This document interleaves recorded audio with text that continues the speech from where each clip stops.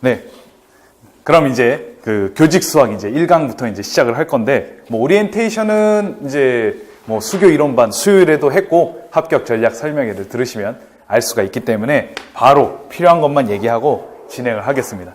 그래서 이제 수화연산은 이제 어떻게 할 것인가? 이제 수화연산부터인데, 수화연산 들어가겠다는 게 아니라 먼저 이제 8주간 어떻게 진행되는지 정말 간단하게 얘기를 하도록 하겠습니다. 수화연산이 이제 조금 얘기할 것도 많고 중요해서 한 1.5주 정도 할 것 같아요. 1.5주 정도 할 것 같고, 그 다음에 이제 대수가 1주, 그 다음에 함수, 그냥 요 순서예요. 1주, 그 다음에 기하와 증명, 얘도 이제 좀 할 게 많아요. 그리고 이번에 또 시험에도 나왔었죠. 1.5주, 그 다음에 미분가적분 1주, 그 다음에 확률과 통계. 그럼 이제 이게 7주가 될 거예요. 1, 2, 3, 4, 5, 6, 7, 8 이렇게 8주가 되고, 마지막에는 중고등학교 교육과정 분석, 교육과정. 그래서 이제 공구 1호 개정 중심으로 이렇게 1주. 이건 이제 약간 변동이 있을 수가 있는데 대략 이런 이제 느낌으로, 작년에는 여기까지 이제 6.5주 정도 한 것 같아서 이게 1.5주 걸렸는데, 뭐 어쨌든 맞춰서 다 할 수 있는 걸로. 그래서 이제 제가 연간 강의 계획을 보면은 공구 1호 개정 이제 비교하는 것까지 이제 얘기를 한다고 이제 말씀을 드렸습니다. 그래서 이제 이렇게 진행을 하도록 하겠습니다. 그럼 수화연산인데, 오늘 이게 수화연산 전부 다인데 다는 못할 것 같고, 일단 세세하게 설명을 해드리도록 하겠습니다. 내용이 쉽지 않아요. 그래서 차분차분히 한번 얘기를 해보도록 하겠습니다. 그리고 이제 수화연산은 뭐 우리가 이 교직 수학에서 가장 중요한, 시험에도 가장 많이 나온 영역이기 때문에 제일 중요하게 보셔야 될 것 같아요. 이게 제일 중요하죠. 그래서 1페이지부터 보시면 되겠습니다. 1페이지가 아니라 아마 3페이지일 거예요. 저는 그 목차하고 그거 있어서 아마 3페이지일 거라고 생각하는데, 3페이지부터 진행을 하도록 하겠습니다. 일단 수화연산 지도. 그럼 수화연산인데, 그럼 왜 수만 있는 게 아니라 연산도 있는 것이냐? 그 수는 연산으로 묶여 있어야 의미가 있는 것입니다. 그러니까 수책에 대한 통합적인 이해를 가능하게 하려면 결국 우리가 연산까지 얘기를 해야 돼요. 자, 수 개념 자체는 일단 초등학교에서는 자연수를 중심으로 분수, 소수를 기본적으로 얘기를 하고, 중학교 1, 2학년 때는 정수 및 유리수에 대해서 얘기를 합니다. 그럼 이제 중학교 1학년의 정수에 대해서 얘기하면서 음수라는 개념이 이제 새롭게 얘기가 되고, 그 다음에 이제 중학교 2학년 때는 유리수와 이제 순환소수 해가지고, 순환소수라는 게 학생들에게는 조금 이해하기가 어려울 수가 있어요. 왜냐하면 이제 또 무한으로 가기 때문에. 근데 이 낯선 개념을 분수로 고쳐서 이제 결국 분수가 된다, 유리수가 된다, 이런 설명을 하죠. 그래서 이제 중학교 1학년과 2학년은 정수하고 유리수를 하고, 또 이제 중학교 3학년이 되면 무리수라는 또 새로운 수체계를 배우면서 실수체계를 완벽하게 배우게 됩니다. 보시면 알겠지만 학년이 거듭될수록 계속 수체계를 확장을 시키기 때문에 학생들이 이 영역을 익히는데 어려움이 있어요. 예를 들어 대수 영역에 방정식과 부등식 같은 경우에는 사실 1차 방정식에서 썼던 기법이 1차 부등식에서도 많이 쓰입니다. 예를 들어 이제 등식의 성질 생각해보면, 이제 양변에 같은 수를 더하거나 빼도 등식이 성립한다. 같은 수를 곱하거나 나눠도 성립한다. 이게 뭐 1차 부등식에서도 크게 뭐 이제 많이 바뀌지 않고 적용이 되고, 물론 바뀌죠. 음수를 곱하거나 나눴을 때 부등호 방향이 바뀐다는 거, 그리고 뭐 0으로 나누면 안 된다는 거, 뭐 이런 것들이 이제 적용이 되긴 하겠지만, 물론 뭐 대수 이제 그냥 등식의 성질에서도 0으로 곱하거나 나누는 건 안 되지만, 어찌됐든 음수로 곱하거나 나눴을 때 부등호 방향이 바뀐다. 이제 이게 이 정도만 바뀌는 거예요. 그리고 이제 중학교 2학년 때 연립 1차 방정식을 배우면 뭐 어렵지 않죠. 왜냐하면 1차 방정식에서 했던 게 사실 거의 그대로 가기 때문에 큰 무리가 없습니다. 하지만 이 수화연산은 이제 정수를 배우고 중학교 1학년 때, 그 다음에 뭐 2학년 때 순환소수하고 유리수를 배우고, 3학년 때 무리수, 그 다음 고등학교 1학년 때 또 수체계를 확장해서 복소수까지 이제 확장을 해서 이제 허수를 배운단 말이에요. 이러다 보니까 수화연산은 각 학년을 넘어갈수록 학생들이 이해하기가 굉장히 어렵습니다. 자, 우리가 임용시험을 봤을 때 임용시험에서 나오는 게 중요한 게 뭐냐면 결국 여러분들이 가르칠 때 무리 없이 가르치기 위해서 어떻게 해야 되겠는가. 그러니까 그 점이 포인트가 돼요. 그렇기 때문에 수화연산이 지도하기가 가장 어렵기 때문에 가장 또 많이 나오기도 해요. 이제 대수 같은 경우에는 이제 잘 아시는 부분이 있고, 이제 함수도 뭐 사실 그렇게 큰 차이, 이제 막 너무나 차이가 있고 어려운 건 아니에요. 하지만 수화연산은 학년을 거듭할수록 굉장히 차이가 크기 때문에, 이거 왜 지웠죠? 다시 적을게요. 학년을 거듭할수록 굉장히 어려워지기 때문에 이 영역을 꼼꼼하게 공부를 해야 되고, 그러니까 이제 시험에도 많이 나올 수밖에 없는 그런 영역이죠. 특별히 중학교 1학년 정수가 가장 중요한 부분인데, 그나마 유리수, 무리수, 실수, 무리수, 허수, 이제 이렇게 넘어가는 거는 그나마 이제 학생들이 좀 약간 이제 머리도 이제 많이 깨어 있고, 그래서 이제 이해하는데 그다지 어렵지 않지만, 이게 자연수에서 정수로 넘어갈 때가 굉장히 어렵습니다. 그러니까 이제 그걸 어렵다는 건 이제 현직에서도 느끼고, 그러니까 이제 지도 방법도 많이 개발되고, 그러기 때문에 임용시험에서도 이런 게 중요할 수밖에 없어요. 예전에 이제 대학에서 이제 뭐 학문적으로 수학교육론을 했다면, 이제는 실제 현장에서 지도할 때 한마디로 어려움을 겪는 것들이 이제 실제 시험에 많이 나올 수가 있다. 이렇게 이제 생각을 하시면 될 것 같아요. 자, 그러면 수와 연산. 그럼 이제 수 개념은 그렇게 이제 확장이 되고, 연산의 구조는 사실 큰 차이가 없습니다. 교환법칙, 결합법칙, 분배법칙을 중학교 1학년 때부터도 시작을 해요.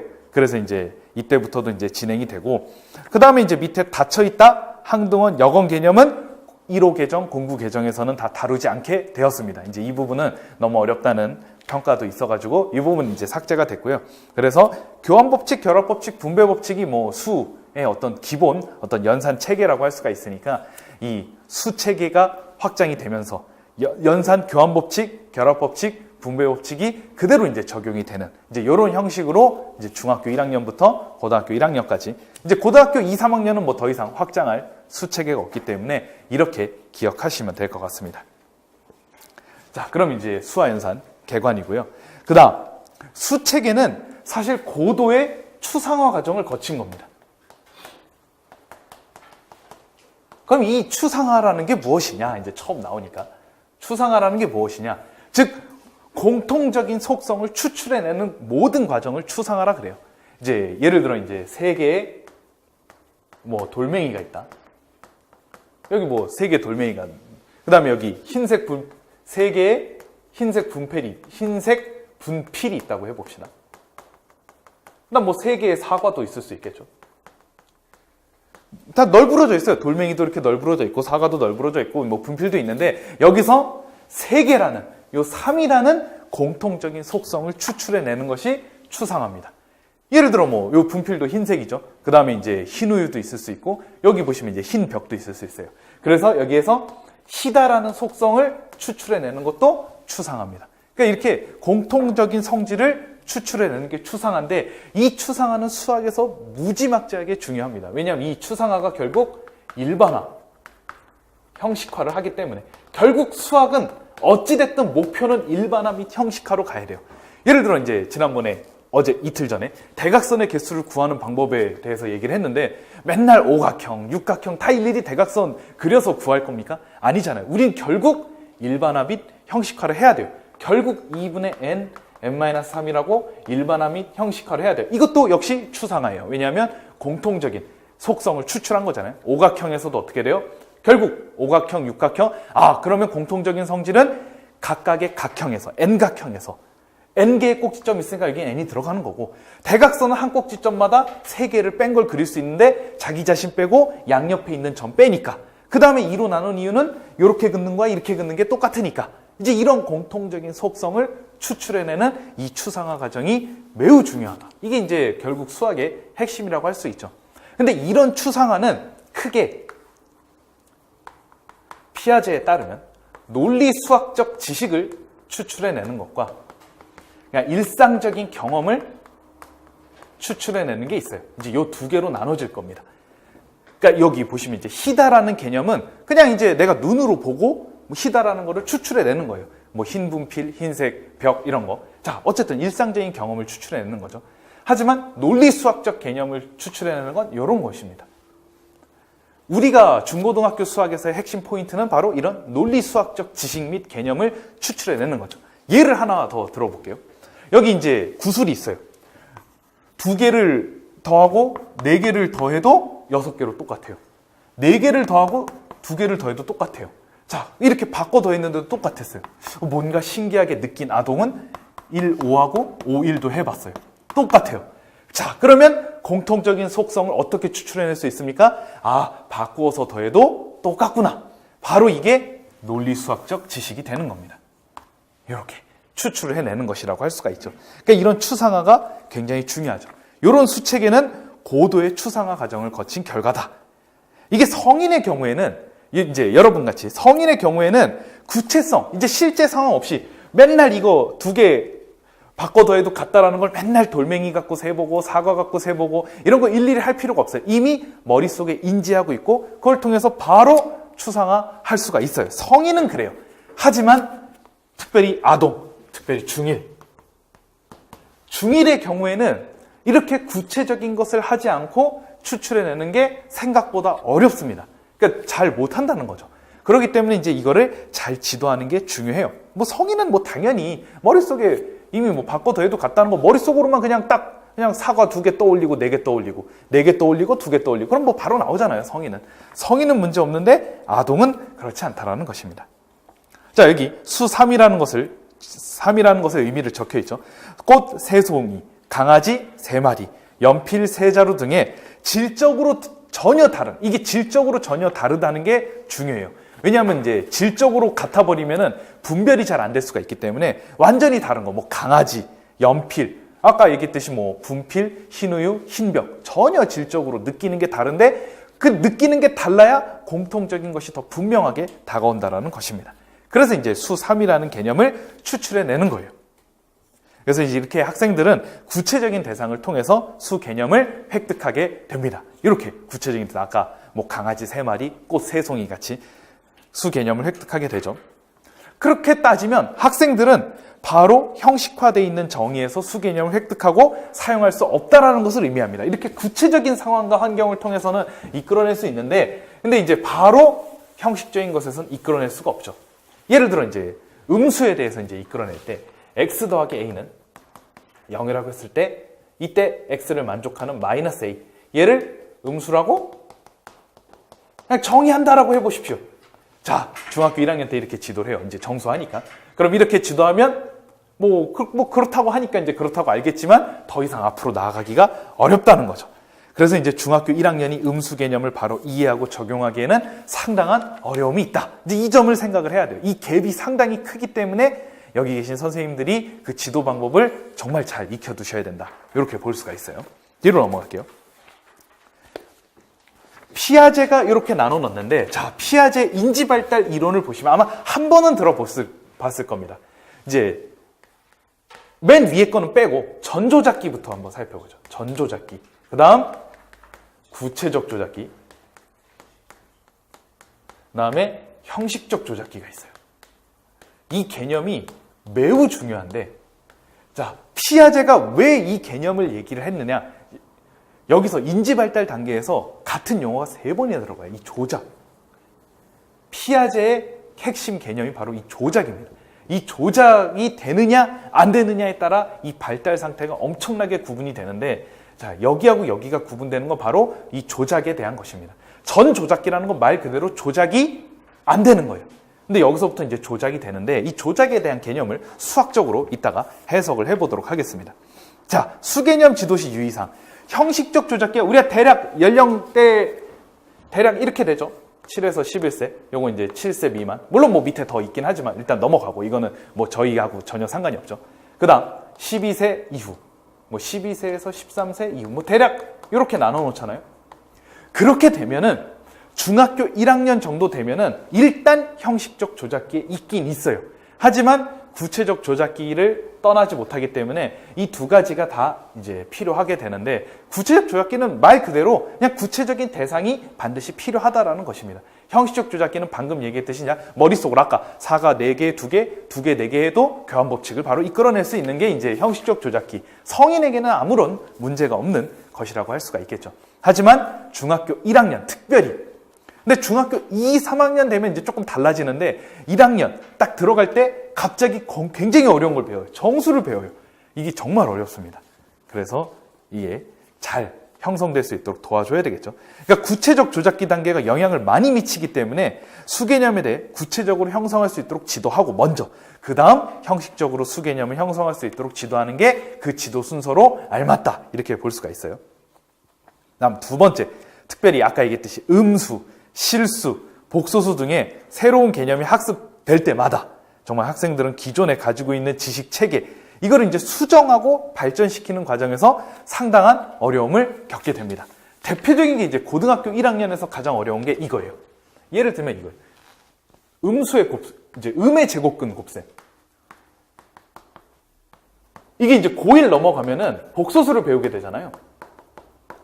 그럼 이것 자체를 이해를 못하면 이게 말이 되느냐, 이렇게 생각을 해요. 고등학교 1학년 올라갈 때. 왜냐하면 중학교 때는 전혀 이런 게 생각도 안 됐어요. 있을 수도 없는 개념이었어요. 근데 이제 고등학교 되면 이거랑 요거를 곱하면 루트 2i, 이건 이제 기억나시죠? 그러면 i 제곱이 마이너스 1이 되니까 이렇게 되는데, 그래서 이제 이렇게 된단 말이죠. 근데 이 개념을 이해하는데 어려워요. 자, 중학교 3학년에서 고1 때 이렇게 가는 게 어려운 것처럼 초등학교에서 중학교 넘어갈 때 이 음수 개념은 굉장히 어렵습니다. 뭐 또 하나가 이게 있죠. 그러니까 이제 이렇게 되는 상황을 이해를 못 하는 거예요. 루트 b, 뭐 이거 빼도 되겠죠? 이걸 이해 못 하는 거예요. 어떨 때입니까? a가 양수일 때 b가 음수일 때죠. b가 음수면 이제 혈례복소수를 곱함으로써 이게 남으니까 이렇게 혈례복소수를 곱하면서 i제곱 때문에 음의 부호가 생기게 되는 거죠. 그러니까 이제 이게 어려운 거예요. 이런 게. 이런 거 중학교 때 전혀. 중학교 때 이제 무리수 배울 때 직관적으로 솔직히 이건 다 직관적으로 알잖아요. 그냥 뭐 루트 a 곱하기 루트 b는 뭐 그냥 묶어서 곱하면 된다. 루트 b나 뭐 루트 a는 뭐 그냥 뭐 이렇게 하면 된다. 이건 직관적으로 다 이해할 수 있는 개념인데 직관적으로 이해가 안 되기 때문에 굉장히 이제 어려움을 겪게 된다라는 것입니다. 그러니까 중3에서 고1 이 복소수 부분도 이런 어려움이 있고, 중학교, 초등학교에서 중학교 넘어갈 때 음수도 이러한 어려움이 있습니다. 그러니까 이제 이렇게 되면 어떻게 돼요? 맨 위에 2번에 나와 있듯이 기존에 가지고 있는 지식 체계 또는 인지 구조를 수정시켜야 돼요. 그러니까 이런 거는 이럴 수도 있다. 이걸 수정시키고 그 다음에 이제 발전시켜야 되는데 이때 상당히 큰 어려움을 겪습니다. 이제 이거를 여러분들은 잘 생각을 하셔야 된다는 것이에요. 그나마 중3에서 고1 갈 때는 뭐 그나마 덜 어려운데 초등학교에서 중1로 갈 때는 정말 어렵습니다. 그러니까 이런 문제들을 교사가 정확히 파악하고 해결하기 위해서는 수개념이 발생하는 과정, 역사적이나 심리적으로 이런 과정에 대한 정말 충분한 이해가 필요하다, 이렇게 볼 수가 있겠습니다. 자, 그럼 이제 수개념을 어떻게 추상하는지 생각을 해보도록 할게요. 여기 2번이죠. 자, 추상 개념의 이해. 추상 개념은 구체적인 대상에서 다른 부분을 제외하고 특정한 부분을 추출한다. 이제 아까 얘기했듯이 희다라는 개념이 이렇게 추출하는 거죠. 그렇다면 본질적인 질문입니다. 수개념은 과연 어디에서 추상되는 것인가? 사물 자체에 있는, 그러니까 예를 들어 꽃 새송이라고 해봅시다. 여기 뭐 그냥 대충 꽃을 그리죠. 대충 그렸어요. 이 꽃 새송이면 이 꽃이라는 사물 자체에 3이라는 그런 숫자 개념이 내재되어 있는 것인가? 이거예요. 사물 자체라는 건. 그 다음에 두 번째 것은 구체적인 사물과는 무관하고 아예 애초부터 그냥 구체적인 사물 없이 아까 정신적인 세계에서 그냥 머릿속으로 4 더하기 2는 2 더하기 4 얘기했잖아요. 그냥 머릿속으로만, 사물의 도움이 없이 그냥 머릿속으로만 수 개념을 추상할 수 있느냐. 이 두 개로 크게 나눠졌습니다. 우리가 그래서 그거를 경험론과 관념론으로 이렇게 이제 나눠 놓게 돼요. 그래서 앞에 얘기했듯이 사물 자체에 내재되어 있다라고 생각하는 것은 이제 사물에 의한 방법, 4페이지 아랫부분이죠. 사물 자체를 중시하는 방법이고, 그 다음에 이제 그냥 우리가 머릿속, 그냥 사물에 관계없이 가능하다. 기호에 의한 방법으로서 인간의 정신을 중시하는 방법. 이 두 가지로 나눠집니다. 자, 그러면 이제 예를 들어도 되겠죠.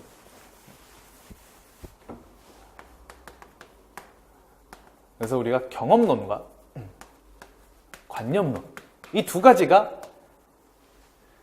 중요하다고 할 수가 있겠죠. 이 두 가지가 이제 수 개념은 어디서 추상되는가에 이제 중요한 이론적인 얘기가 되는 것입니다. 그럼 이제 경험론은 아까 얘기했듯이 사물 자체가 가지고 있는 본질적인 특성이다.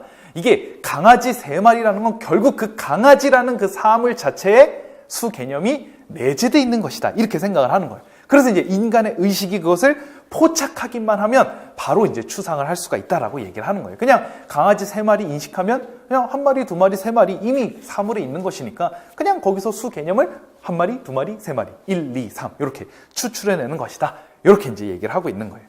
그 다음에 이제 관념론은 어떻게 강아지하고 꽃의 수 개념이 있을 수 있느냐?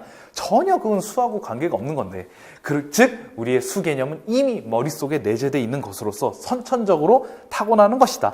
이건 그냥 머릿속에 있는 그런 추론 과정. 아까 방금 머릿속에 했죠. 4 더하기 2는 2 더하기 4, 교환법칙 같은 것도 마찬가지죠. 이런 것들을 그냥 이끌어내고 수 개념을 형성할 수 있는 것이다. 이런 관점을 가지고 있는 것입니다. 그럼 이제 경험론적인 생각을 가지고 있는 사람들은 지도 방법이 당연히 이제 구체적인 대상들을 열심히 언급하면서 구체적인 대상을 통해서 수 개념을 지도를 해야 되겠죠. 그리고 관념론적인 방법은 기호를 다루는 규칙을 학습하는 것을 통해 수 개념을 지도해야 돼요. 그러니까 열심히 관념론은 이렇게 해야 돼요. A 플러스 B는 B 플러스 열심히 이제 기호로 다뤄야 됩니다.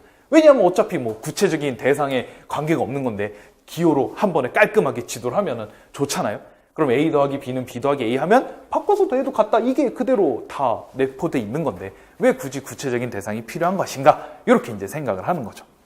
그럼 이제 보시면 알겠지만 아마 이따가도 얘기를 하겠지만 둘 다 한쪽으로 쏠린 감이 없지 않아 있습니다.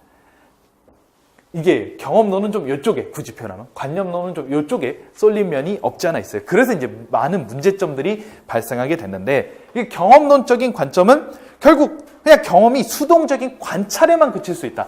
그러니까 이게 결국 우리가 수 개념을 획득하는 것은 관찰에 의해서만 이루어지는 거 아닌데 그냥 관찰을 통해서 보고 느낀 것만 그대로 이제 수 개념을 형성하게 되면 결국 논리 수학적 지식을 제대로 형성할 수가 없는 거예요. 이건 이제 이따가 얘기를 할게요. 자세히. 그래서 어떻게 되냐면 그냥 수동적으로 받아들이게 됨으로써 인간의 사고가 그냥 수동적으로 능동적인 게 없이 수동적이라는 것입니다. 수동적. 이 두 가지가 큰 문제라고 할 수 있겠죠. 그럼 관념론적인 관점은 아마 이것만 봐도 느끼겠지만 그냥 기계적이고 형식적이고 이런 문제점이 있죠. 그냥 공허한 기호? 공허한 기호라는 건 뭔가 구체적인 대상이 없다 보니까 내가 이거를 수개념을 익히고 있는 건지 그냥 기호만 그냥 내가 습득하고 있는 건지 알 수가 없다는 겁니다. 자, 그래서 이러한 문제점들이 있어요. 이게 이제 둘 다 쏠린 개념이다라고 할 수가 있겠죠. 그래서 이제 뒤로 넘어가시면 듀이와 피아제는 수 개념의 통합적 방법을 언급을 했습니다. 5페이지죠. 수 개념은 이게 맞는 방법이라고 할 수가 있어요. 구체적인 사물이 전혀 없는 상태에서도 생겨날 수 없다.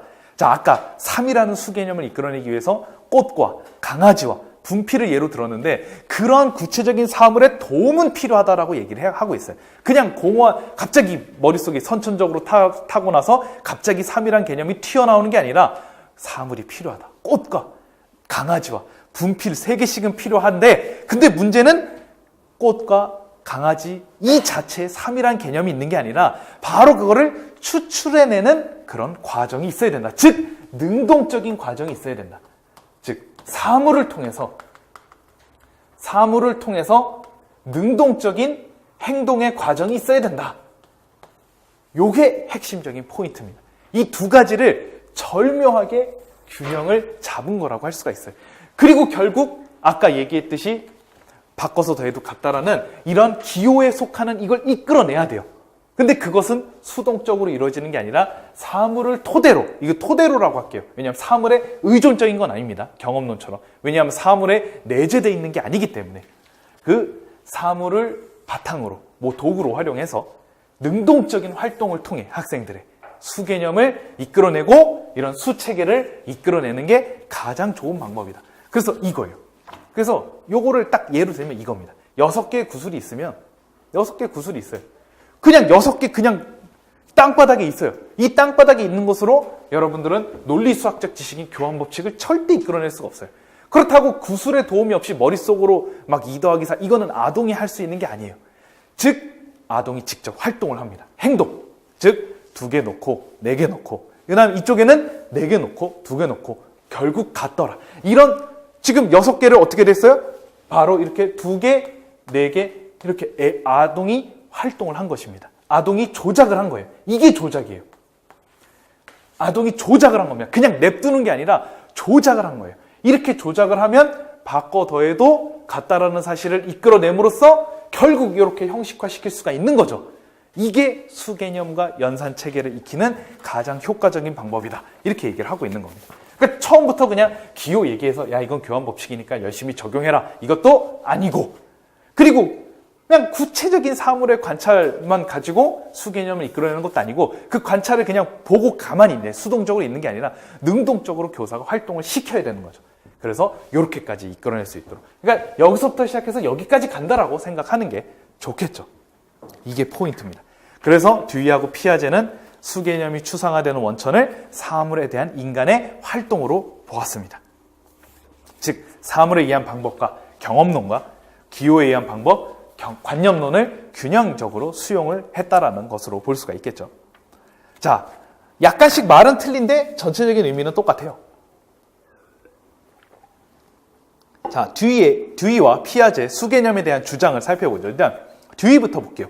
수개념 형성은 인간 외적인 사물 또는 상황 그 다음 인간의 내적인 정신활동 이거를 바꿔 더해도 같다라고 이끌어내려면 정신활동이 필요합니다. 두뇌 활동이 필요한 거죠. 각각 한 축씩 담당함으로써 형성되는 것이다. 그러니까 수개념은 사물 안에 주입된 것으로 사물 없이 가르치려는 시도와 사물에 의해서만 가르치려는 시도 둘 다 부적절하다 이겁니다. 그러니까 사물 없이 관념론이죠. 사물에 의해서만 경험론이죠. 그냥 사물 가지고 열심히 예를 들어 이제 활동도 했다고 칩시다. 막 2 더하기 4도 해보고 4 더하기 2도 해보고 1 더하기 5도 해보고 5 더하기 1도 해보고 그리고 이제 오늘 수업은 끝났으니까 집에 가라. 이건 아니고 이것도 안 좋고 그걸 가지고 결국 여기까지 나아가야 된다라는 것이죠. 그래서 중학교 1학년 때부터 교환법칙, 결합법칙을 다 배웁니다. 분배법칙도. 할 수가 있다는 거예요. 단지 미리 좀 경험을 시키는 과정이 필요하겠죠. 물론 이제 그 과정은 이제 초등학교 때 많이 하긴 하죠. 그 다음, 피아제의 생각을 보죠. 사물의 속성을 추상함으로써 얻어지는 것이 아니라 그냥 속성이 아닙니다. 여기 보시면 속성을 추상하는 게 아니에요. 자, 이건 여기다가 적죠. 속성을 추상하는 게 아니라 이건 이제 밑에 설명을 할게요. 사물에 대한 인간의 행동을 추상함으로써 형성되는 거. 아까 교환법칙이 딱 정확한 예니까 요거를 생각하시면 되겠습니다. 그래서 피아제는 경험적 추상화와 반영적 추상화로 나눠놨는데 경험적 추상화에만 머무는 게 아니라 결국 반영적 추상화까지 나아가야 된다라고 얘기를 하고 있어요. 그럼 이제 경험적 추상화가 뭐냐?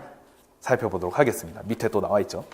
사물을 눈으로 보거나 손으로 들어보는 듯 이런 행동을 함으로써 사물 자체에 대한 이제 성질을 추상화해내는 과정이에요. 그러니까 경험적 추상화, 아까 얘기했듯이 추상화는 다 공통적인 개념입니다. 추상화는 3이라는 개념을 추상하는 것도 희다라는 개념을 추상하는 것도 예를 들어 사과가 색깔별도 있으면 빨간 사과를 이렇게 추출해내는 것도 빨간색을 추출해내는 것도 다 추상화예요. 근데 사물의 고유한 속성입니다. 사과가 빨갛다, 사과가 파랗다, 뭐 사과의 무게가 뭐 손보다 더 무게가 무겁다. 이런 건 사물 자체의 고유한 속성입니다. 아까 얘기했듯이 뭐 3이나 4라는 수개념하고는 다릅니다. 수개념은 사물의 속성이 아니에요. 근데 이제 뭐 무겁다, 아니면 뭐 가볍다, 희다, 검었다 이런 것들은 다 사물의 고유한 속성이죠. 이런 것들이 바로 일상적 경험에 해당하는 물리적 지식이라고 할 수가 있어요.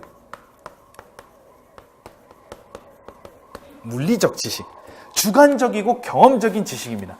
왜냐하면 예를 들어 빨간 사과가 지금 불을 끈다고 해보세요. 빨간색으로 안 보일 수도 있겠죠. 약간 회색이 많이 섞인 빨간색일 수도 있고 어쨌든 눈으로 보아서 색깔을 추상하는 경우 사물을 보는 조건, 뭐 빛의 상태라든가 보는 사람. 예전에 뭐 UFO가 이렇게 날아가는데 뭐 여기서 보는 사람과 여기서 보는 사람과 뭐 과학일지 이런 게 실렸어요. 막 볼 때마다 다 모양이 다르다고 해서 이게 도대체 어떤 모양인가 이제 이런 게 실린 적이 있었는데 그렇습니다. 결국 주관적이라는 것입니다. 그러니까 보이는 거에 따라 다르다는 것이고 느끼는 거에 따라 달라요. 오감에 따라 인지하는 게 다르기 때문에 물론 변화하지 않을 수도 있게 되겠지만 얻게 되는 지식은 다 제각각일 수 있어요. 누구는 이제 이게 빨간색으로 보일 수도 있고 누구는 아니다 뭐 약간 좀 초록색이 섞인 빨간색으로 보일 수도 있겠죠. 그러니까 불완전한 지식이 되는 거죠. 그러니까 경험적 추상화는 그냥 경험을 해서 얻은 추상화긴 하지만 결국 이건 완전한 지식이 되지 못합니다.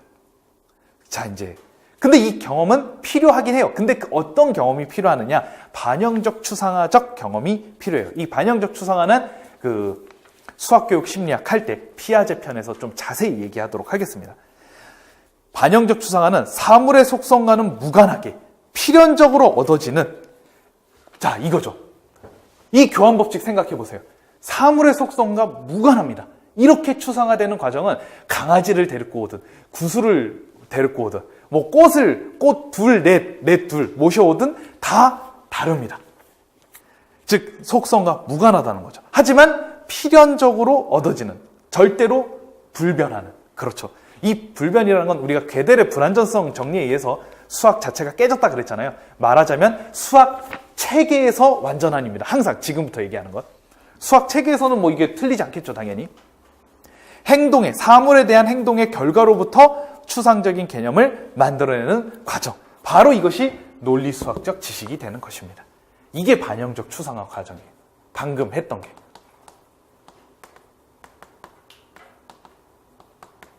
피아제는 이 반영적 추상화가 그의 이론의 핵심이고 이번 시험에 그래서 출제가 또 된 거죠. 피아제가 이제 최근에 계속 안 나와서 한번 나올 거라고 생각해서 문제를 모의고사 때 출제했는데 나왔어요. 이 반영적 추상화 정말 피아제의 핵심적인 이론이라고 할 수가 있겠죠. 그러니까 이건 어떻게 돼요? 객관적이고 필연적인 지식입니다. 우리는 이러한 추상화가 기본 수학 교육의 바탕이 돼야 돼요. 그러니까 무조건 뭐 형식적으로만 지도한다. 당연히 안 된다는 거 우리가 교육적으로 알겠죠. 그러면 구체적인 경험이 무지막지하게 중요하다. 이렇게 이제 볼 수가 있겠죠. 이 피아제의 이런 반영적 추상화적 생각은 뭐 교과서에 다 반영이 돼 있어요. 기본적으로. 그래서 여기 차이를 보시면 다양한 형태로 배열되어 있는 사물을 세어보았을 때 같은 개수를 가진다는 개념을 추상하는 경우 보시면 알겠지만 상태가 어떻든 솔직히 사물의 상태, 예를 들어 바나나가 있는데 바나나가 잘 익었든 바나나가 썩었든 솔직히 상관없어요. 이 교환법칙을 이끌어내는 데 있어서. 그렇죠. 세어보는 사람이 누구든 관계가 없죠. 여성이 하던 남성이 하던 뭐 이제 남녀노소 뭐 누가 하든 뭐 상관이 없겠죠. 그래서 관계없이 그 개념은 오직 객관적이고 필연적인 세어보는 행동에만 관련이 돼 있는 것입니다. 어떻게 세어보느냐에 따라서 내가 이거를 이끌어내는가가 달라지는 거죠. 예를 들어 여기서는 2개, 4개를 셌는데 여기서는 뭐 3개, 3개를 셌어요. 그럼 6으로 같다는 건 알겠지만 교환법칙은 이끌어낼 수 없겠죠. 그죠? 하지만 이렇게 세웠을 때 교환법칙이 이끌어내는 거니까 결국 세워보는 행동이 어떻게 되느냐에 따라서 당연히 논리수학적 지식이 이끌어지느냐 그렇지 않느냐로 나눠지는 것이다. 이렇게 볼 수가 있어요. 자, 그럼 이제 수개념의 원천이 되는 활동으로 듀이의 이제 생각을 살펴보도록 하겠습니다. 또 이것도 중요하죠. 여기를 지우도록 하겠습니다. 듀이의 생각이 이제 굉장히 중요합니다. 듀이의 수 개념의 핵심은 측정 활동입니다. 이게 이제 중요해요. 결국 피아제하고 똑같이 활동인데 6페이지죠. 그래서 측정 활동이 중요한데 측정 활동에 의해 수 개념이 형성이 되며 이때 한계 상황을 인식하게 되는 게 필요합니다. 그러니까 한계 상황을 인식을 해야 측정 활동이 이루어지게 돼요. 이때 3단계가 있는데 모호한 전체를 여긴 비워둘게요. 명확한 전체로 바꾸는 게 매우 중요합니다. 이때 변별과 관계짓기, 분석과 종합인데 요 두 하위 조직을 포함하거든요. 하나하나씩 다 설명을 하겠습니다. 일단 성인들에게는 자연스럽지만 어린 아동에게는 처음부터 갖춰져 있는 직관이 아닐 수가 있어요. 그래서 이 변별과 관계짓기를 충분히 거칠 수 있도록 도와줘야 되는데 예를 들어서 설명하면 아마 다 이해를 할 겁니다. 막대기를 가지고 즐겁게 놀았습니다. 이제 막대기를 가지고 놀았어요. 이제 이때 화살을 만들려고 그래요. 그럼 화살을 만들려면 어떻게 됩니까? 여기를 뾰족하게 만들어야 이제 뭐 이렇게 던져서 뭐 그래 원시시대라고 봅시다. 이렇게 던져서 맞출 수 있겠죠. 자, 그러면 우린 이 길이를 측정을 해야 된다라고 생각을 했을 때, 자, 한계 상황을 인식하게 됩니다. 이렇게 만들려면 결국 얘를 측정을 해야 되는데, 뭐 지금 막대기 상태에서는 아무것도 못하니까 한계 상황을 인식해야 측정 활동이 시작돼요. 자, 근데 이 길이는 아직 모호한 상태입니다. 모호한 상태예요. 그래서 정확하게 이제 뭔지 몰라요. 그래서 현재 상태에서는 그냥 막대기가 화살의 역할을 할 수가 없겠죠. 그래서 막대기의 크기, 강도들을 측정해 나감으로써 수 개념이 생기게 되는데, 이때 측정이 이거예요. 그러니까 자로 재는 게 아니라, 자로 재면 자를 재는 그런 스킬만 기를 뿐이지 수 개념이 형성이 되지 않습니다. 그래서 이거를 어떻게 하냐면, 예를 들어 여기 마디 있잖아요. 마디를 하나의 단위로 해서 이 마디가 몇 개인가, 아니면 이 손바닥의 길이에서 이게 몇 개인가, 이렇게 재는 거예요. 이래서 측정 활동이 이루어지는 거예요. 예를 들어 72cm라고 한다면, 예를 들어 마디가 예를 들어 3이에요. 뭐 정확하지 않을 수 있어요. 어쨌든 얘가 24번으로 반복이 된다면 이 70이라는 개념이 형성이 된다라는 것이죠. 그러니까 자로 재는 게 아니라 이렇게 모호한 전체를 명확하게 만드는 과정에서 내가 측정한 단위의 반복으로 이 72를 정하는 겁니다. 예를 들어 내가 3개를 가지고 24번 반복하면 72가 나오는 거고, 이제 12번 가지고 6번 반복하면 또 72가 나오는 것이죠. 자, 이때 변별과 관계짓기가 이제 중요한데, 예를 들어 3개의 사물로부터 3이라는 개념을 가지게 되는 과정을 한번 살펴보겠습니다. 자, 여기서 이제 변별과 관계짓기가 중요하겠죠.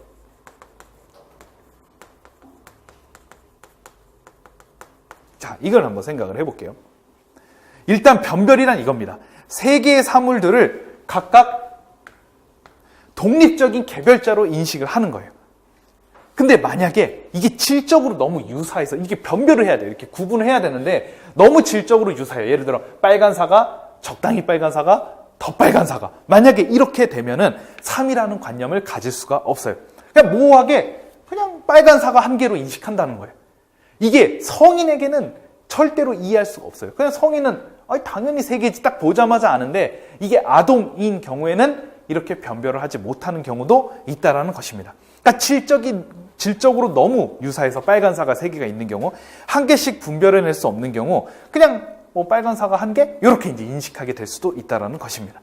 자, 그럼 이제 변별이라는 게 중요하겠죠. 변별할 수 있어요. 이거를 하나 이렇게 이제 셀 수가 있다는 거죠. 변별이라는 능력이 이제 중요하고, 그 다음에 이제 관계짓기를 할 수가 있어야 돼요.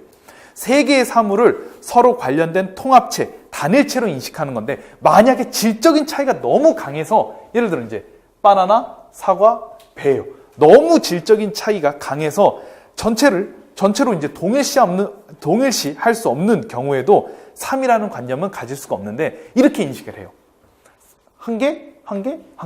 그럼 예를 들어 과일 몇 개냐 물어보면 3개라고 대답해야 되는데, 그냥 한 개 이렇게 얘기를 한다는 거예요. 이걸 종합을 할 줄 알아야 되거든요. 요걸 이제 종합을 할 줄 알아야 되는데, 그래서 이제 질적인 차이가 너무 강하여 종합해낼 수 없는 경우 그냥 한 개로 인식할 수가 있다. 이제 이런 경우가 문제가 되는 거죠. 그래서 변별을 할 수가 있어야 되고, 분석이죠. 그리고 이거를 종합할 수가 있어야 된다. 이제 우리 이렇게 정리를 할 수가 있을 것 같습니다. 그러면 이거에 따라서 이제 뒤에 구성적 활동의 방법에 따른 산술 지도 방법을 살펴보도록 하겠습니다. 먼저 모호한 전체. 자, 나무 막대기가 나오죠. 아직 이건 모호합니다. 모호해요.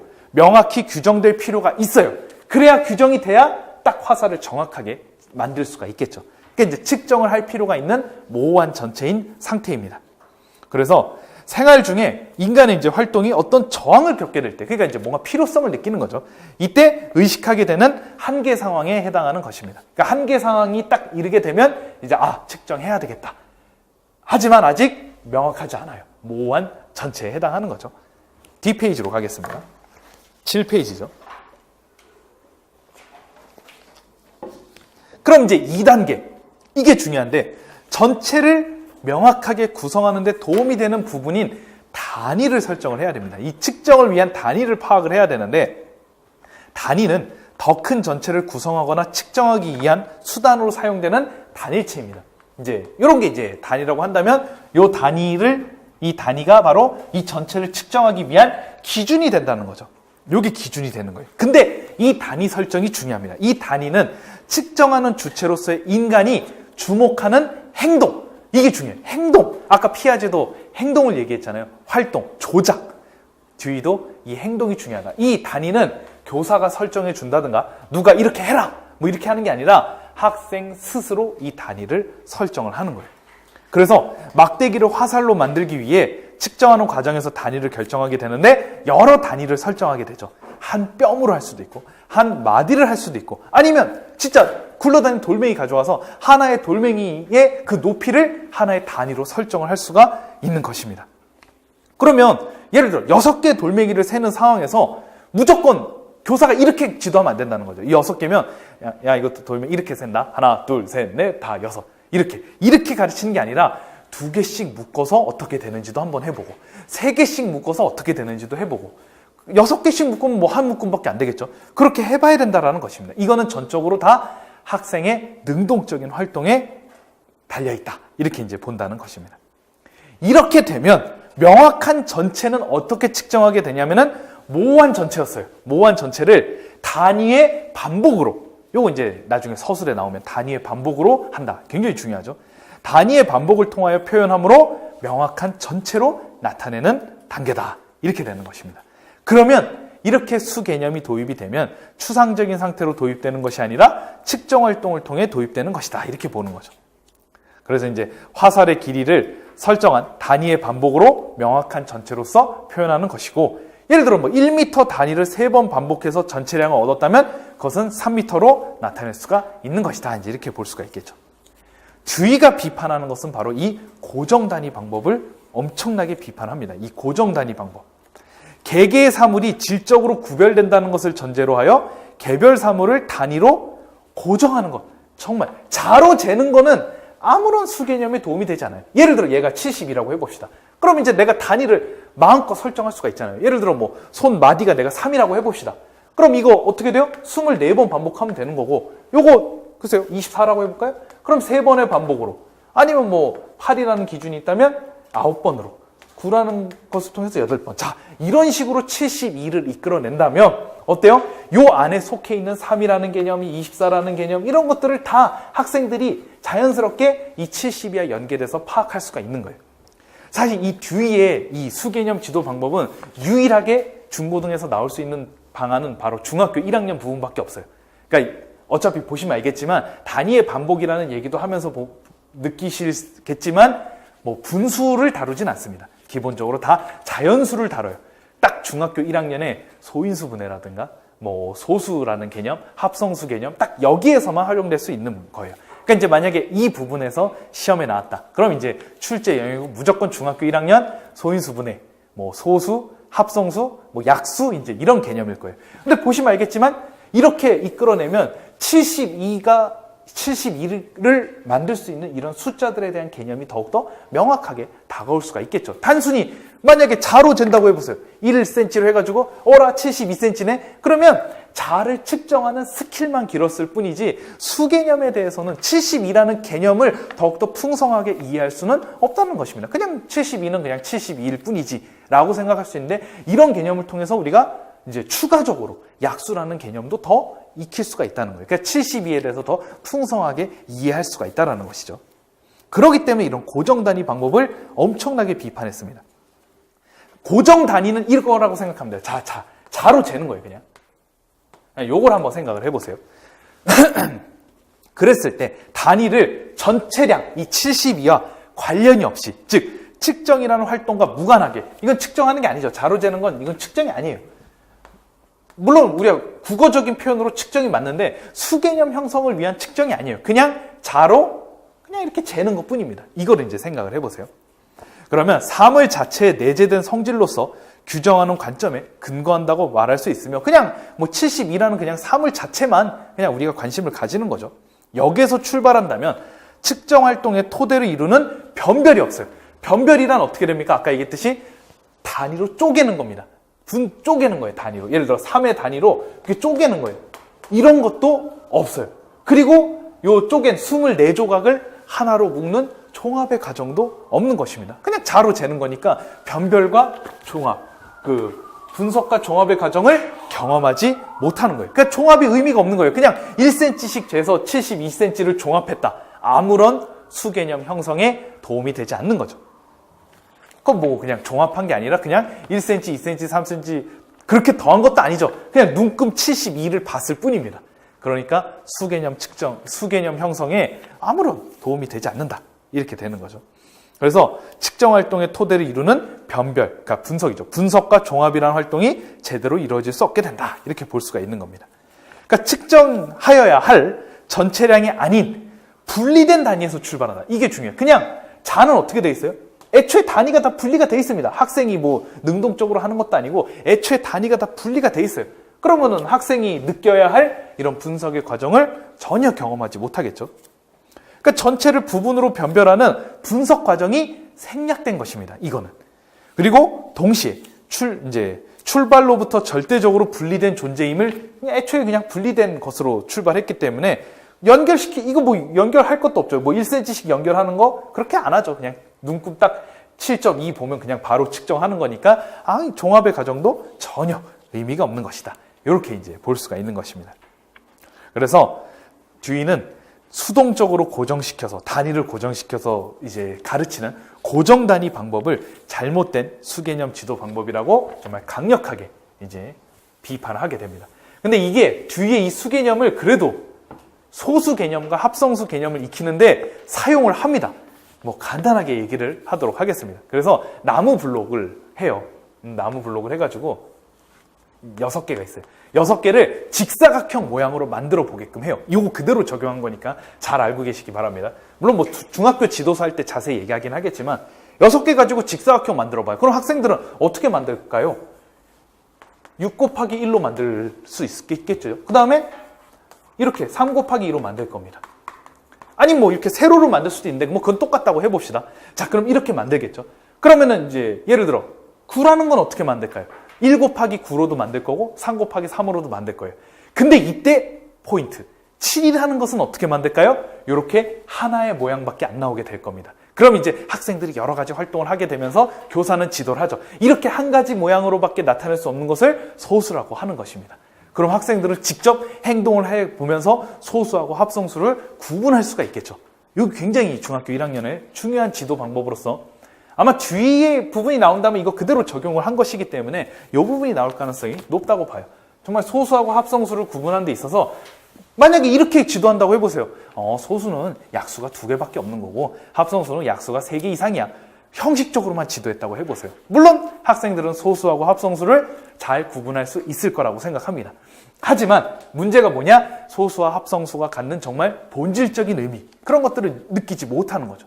결국 한 가지밖에 만들지 못한다는 것을 통해서 학생들은 뭘 느낄 수가 있어요? 가로 또는 세로의 길이가 1밖에 안 된다는 걸 알 수가 있을 겁니다. 예를 들어 뭐 이렇게 만들던 어쨌든 둘 중에 하나의 길이는 1이어야 되겠죠.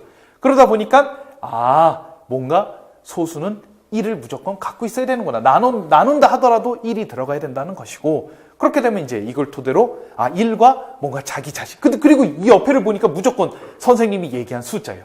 예를 들어 아까 7이었으면 무조건 선생님이 얘기한 숫자였어요. 그러면 학생들은 느끼겠죠. 그렇구나. 1과 자기 자신을 약수로 갖는 것이구나. 만약에 이게 혼란스러울 수 있어요. 그럼 얘는 뭐냐? 그럼 이제 교사가 이제 둘 다 1이 되는 거는 이제 제외한다라고 하면은 소수라는 개념이 1보다 큰 수 중에서 1과 자기 자신만 약수를 갖는다라고 아마 활동을 통해서 분명 느낄 수가 있을 겁니다. 그러니까 이런 활동이 굉장히 중요한 것이다. 보면 알겠지만 단순히 형식적으로 지도하는 것보다 수 개념이 더욱더 풍성하게 되고 학생들이 더 잘 알 수가 있겠죠.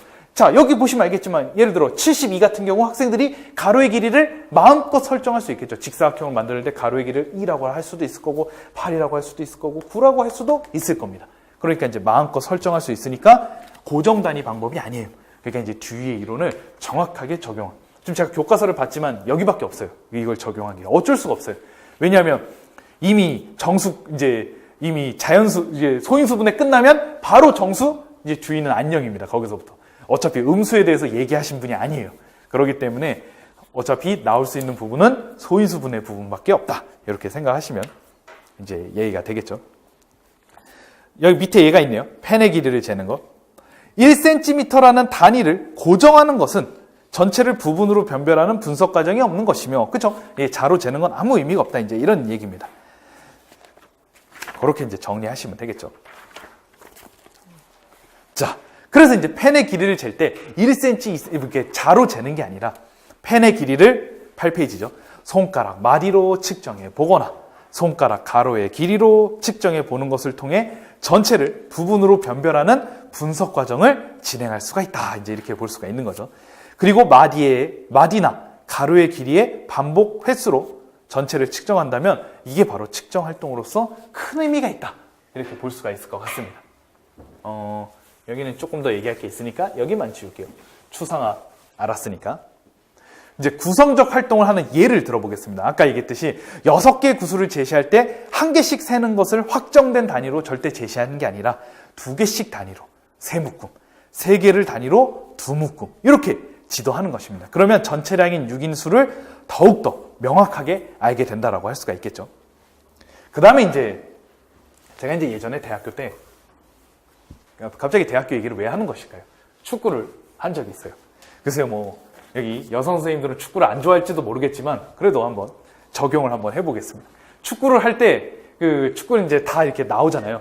그럴 때 이제 운동장에 이제 열심히 아마 축구를 하신 선생님들은 이렇게 막 선도 막 이렇게 긋고 막 이렇게 이런 거 이제 해본 적이 있을 거예요. 뭐 없을 수도 있고 있을 수도 있는데 막 이렇게 축구장을 긋는데 이 페널티킥이라고 여기서 이제 페널티킥 여기 골대부터 여기까지 거리를 측정을 하고 싶었어요.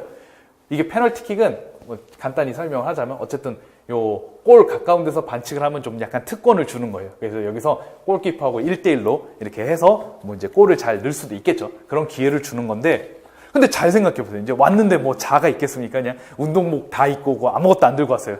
이제 자도 없고 아무것도 없어요. 굉장히 고민을 하고 있었습니다. 이거 어떻게 측정할 것인가? 그랬더니만 이제 알려주더라고요. 여기서 여기까지 이 작은 큰 발로 11번 이렇게 내디디면 된다.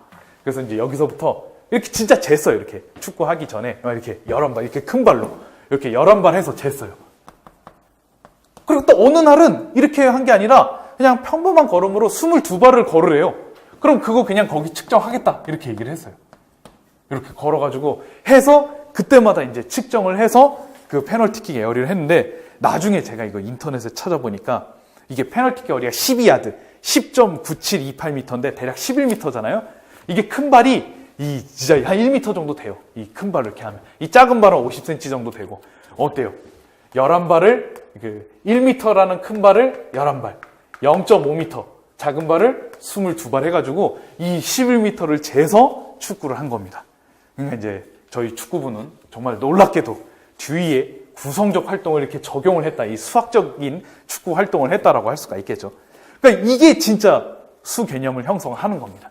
이게. 그러니까 이제 여기에 대한 거리를 측정하는 데 있어서 수동적으로 그냥 이렇게 막 줄자 가지고 재는 게 아니라 이렇게 막 발을 이용해 가지고 이렇게 이제 재는 활동. 이렇게 이제 쟀을 때 정말 이 의미가 있다라고 할 수가 있어요. 학생들에게도 이거를 지도를 해야 된다. 이렇게 이제 볼 수가 있겠죠. 그래서 구성원들과 상의를 한 후에 뭐 크게 내딛는 발을 하든 아니면 뭐 작은 발을 하든 그렇게 해서 이제 단위를 랜덤으로 자유로 능동적으로 이제 설정을 하는 게 중요하다. 이제 줄자 갖고 재는 건 아니다. 이렇게 볼 수가 있겠죠. 이게 뒤의 핵심 이론이다. 이렇게 이제 보시면 될 것 같습니다. 네, 그럼 일단 여기까지 한 타임으로 하고 이제 피아제 또 얘기할 게 많으니까 한 타임 끊고 계속 진행하도록 하겠습니다.